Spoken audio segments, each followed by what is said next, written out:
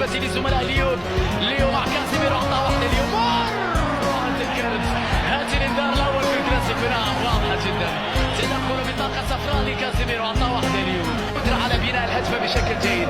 وعندما تكون هنالك أزمة في برشلونة يتجهون إلى ليو يمر ليو عدى ليو يخترق ليو مر بالكرة بينية لكنها أقرب لكارفاخال يمكن أن تعوضه من بينهم نيمار.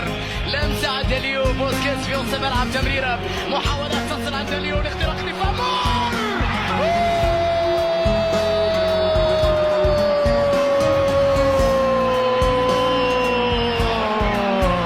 هدف التعادل يا ليو.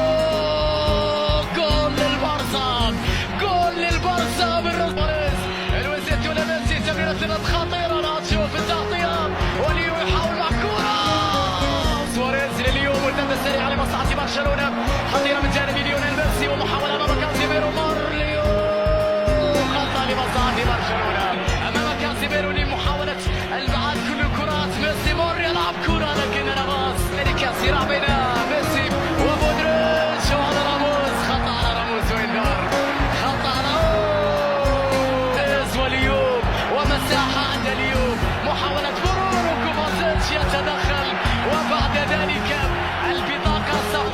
وهذا ما يحصل مع ريال مدريد بعد أن ضيع الكثير من الفرص وتعرض لهدف ثاني ولحالة ضرب. وهذا هو اليوم ميسي مع كرة قوية يعني برشلونة خطيرة 5-3 للبارسا على اليسار فرصة للويزيتو سواريز وهذا جوميز يلعبها والتمرير